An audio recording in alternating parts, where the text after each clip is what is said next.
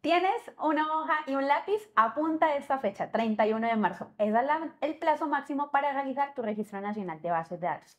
Pero si quieres aprender exactamente de qué trata este procedimiento, hoy nos acompaña Ángela Lerma, quien nos estará hablando de ese proceso. Ángela, bienvenida. Muchas gracias, Luisa, por estar aquí presente con ustedes en este Cabrera Conf.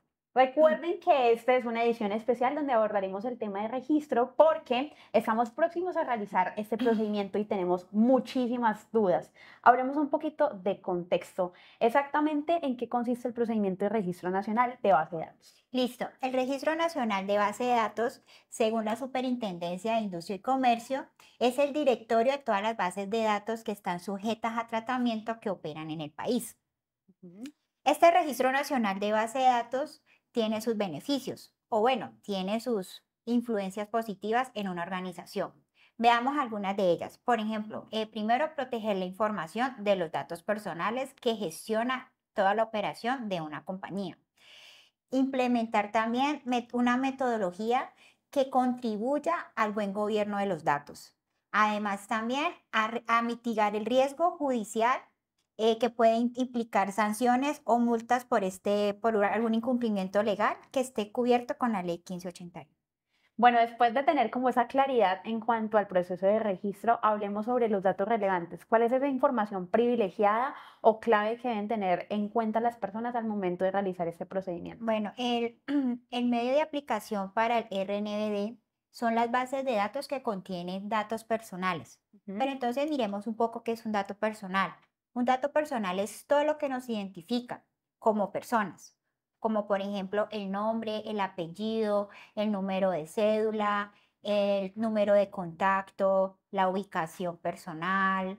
Esos son datos personales. Ujú. Ellos tienen un tipo en los que se clasifican como son datos públicos, privados, semiprivados y datos sensibles. Ujú. Esa es una clasificación que debe tener en cuenta en las organizaciones en el momento de registrar sus datos personales ante la SIC. Entonces, volviendo un poco a tu pregunta y respondiendo cuáles son las bases de datos que se deben registrar, son las bases de datos que tienen datos personales cuyo tratamiento ya sea automatizado o físico, pues sea realizado por los respectivos responsables del tratamiento. Estos responsables del tratamiento tienen una caracterización que exige la SIC, que sean todas las entidades donde sus totales activos superen los 100.000 VTs. Son las entidades obligadas a cumplir con este requisito legal de la SIC. Bueno, listo, ya tocamos esa parte y nos estamos poniendo en el componente de cumplimiento. Hablemos sobre el proceso de preparación. Llegó el momento de hacer el registro, la empresa dice voy a hacerlo, tengo mi oficial para hacer ese procedimiento. ¿Cómo es ese momento de preparación? ¿Qué información? Ya sabemos que hay una clasificación, pero entonces, ¿cómo es ese protocolo para tener esos datos listos a la hora de tener ese proceso? Listo. Aprovechando para nombrar estos aspectos a tener en cuenta, recordemos que el plazo máximo para reportar el registro nacional de bases de datos ante la SIC es marzo 31. Y bueno, de los aspectos importantes a tener en cuenta es primero identificar cuáles son las bases de datos que debo reportar, Ujú. cuáles son las bases de datos que contienen datos personales.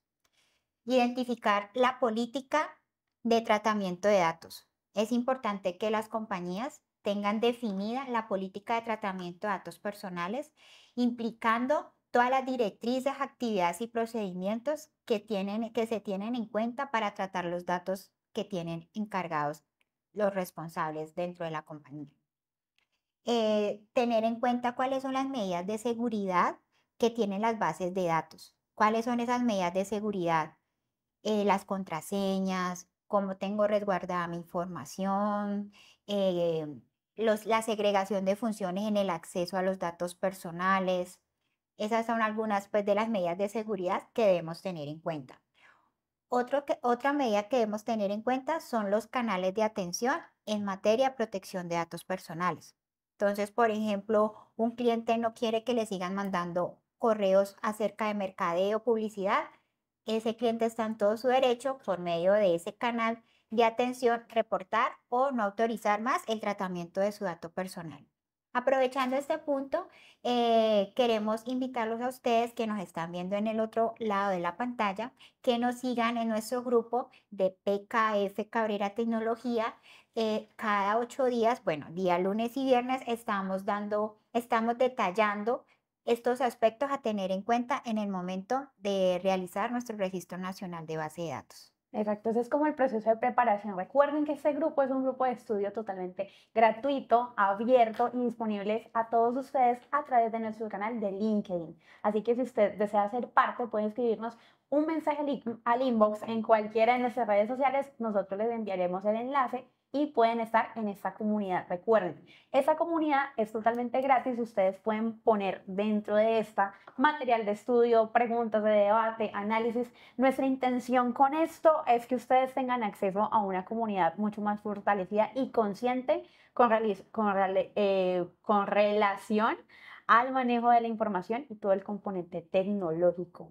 Hablemos de consecuencias. Una persona está en su casa tranquila, es profesional, mejor dicho, es un empresario, se despertó el 1 de abril y, oh, sorpresa, olvidó realizar el registro. ¿Cuál sería la consecuencia? Bueno, este incumplimiento legal de Registro Nacional de Base de Datos como consecuencia trae una sanción de 2.000 salarios mínimos vigente desde el momento que se impone la demanda.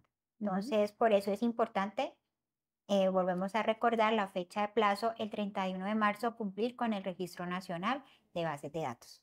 Bueno, ahora hablemos de la otra cara de la moneda, beneficios. Tenemos una compañía que efectivamente tiene un oficial experto y que ese oficial es, por supuesto, parte del equipo de PKF y resulta que se vio vulnerada, pero tenía un protocolo. Entonces, ¿qué pasa con aquellas organizaciones que empiezan a pensarse el protocolo del Registro Nacional de Base de Datos cuando se enfrentan a desafíos? Listo, por ejemplo, coloquemos un ejemplo sencillo o bueno, muy común que últimamente se está presentando en el hackeo de los sistemas de información.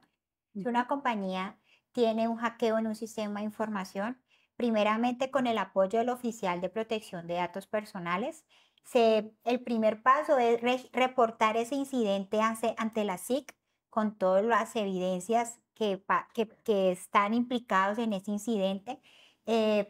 Segundo, apoyarse en el proveedor de ese sistema. Si, por ejemplo, el sistema está en la nube, apoyarse en el proveedor, que el proveedor brinde un reporte detallado de todo lo que implicó el incidente de ciberseguridad, que ese proveedor tenga las medidas de contingencia suficientes para que nos dé la tranquilidad de que los datos personales no fueron a dar de pronto en manos de ciberdelincuentes que puedan hacer un uso malintencionado con esos datos personales. Entonces, el beneficio de que tengamos un oficial de protección de datos personales es que nos apoye en toda esta gestión, que nos ayude a asegurar y a garantizar la gestión debida en caso tal de que nos veamos afectados por un ciberataque. Y tener la seguridad de que esos datos personales que están a nuestro cargo, bajo nuestra responsabilidad, no vayan a caer en manos malintencionadas y vaya a ser un uso, bueno, o un mal uso de estos datos Ujú. personales. Por eso, si queremos mitigar riesgos y, por supuesto, garantizar la seguridad de nuestra información, nosotros contamos con un equipo de expertos en el área de TI disponibles para acompañarlos en todo el proceso y brindarles una asesoría para ayudarlos a reducir riesgos. Si usted quiere agendar cita, puede contactarnos en cualquiera de nuestras redes sociales y, por supuesto, programar ese espacio de asesoría. Ahora vamos a cerrar este Cabrera Coffee, no sin antes hacer algo importante y es tocar el tema de recomendaciones. Para eso, Marco Aurelio Diago, nuestro director de servicios de TI, nos va a dar una serie de aspectos claves a tener en cuenta. Claro que sí, Luisa. Definitivamente nosotros, con base en la experiencia que hemos tenido en nuestro trabajo como consultores en la implementación de un modelo de protección de datos personales, hemos considerado que todas las empresas deberían de tener una muy importante recomendación. Permítanme, voy a utilizar el tablero para explicarla.